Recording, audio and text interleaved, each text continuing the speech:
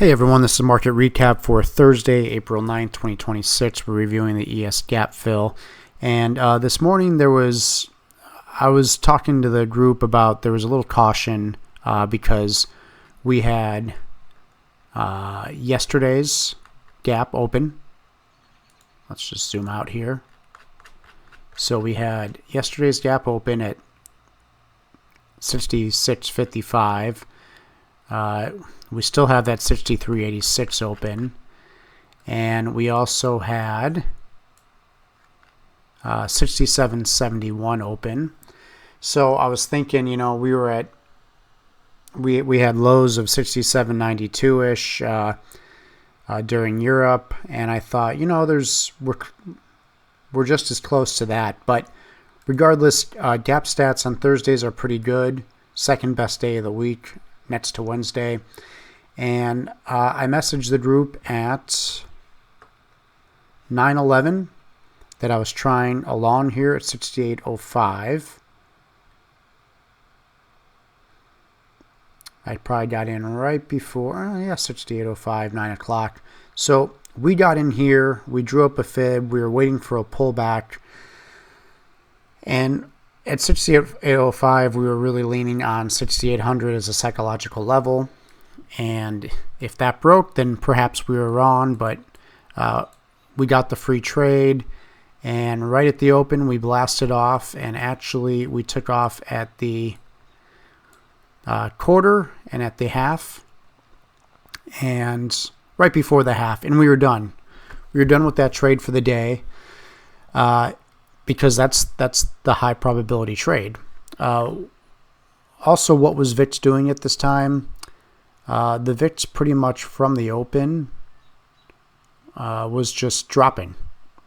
So we had a little pop at the open, but other than that, we had a lows to low extension that seemed to hold. We're almost at this profit target. This was kind of tricky because we did take a short from here. We got some free trades out of it, and we could have taken more, but we were actually waiting for that 67.71 to fill, which it never did, and then it reversed. So, what does the rest of the day kind of look like? Let's say you're playing the straight gap probability. There is an opportunity here at the 70.2 to get into the full gap.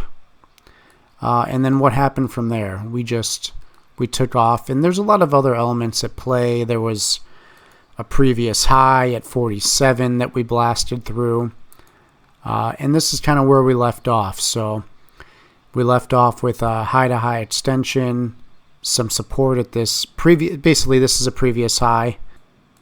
This 47 is a previous high, so they may be leaning on that for support as we move on towards 6,900.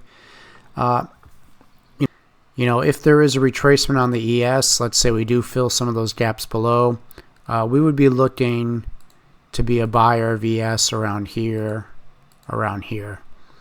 Looking forward to, tomorrow gap fills are not strong, but, I would keep in mind if we finally get some profit taking that we have an open gap at 67.71, 66.56.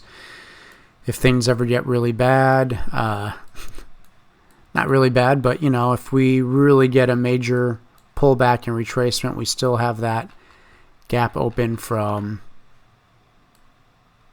is it 63?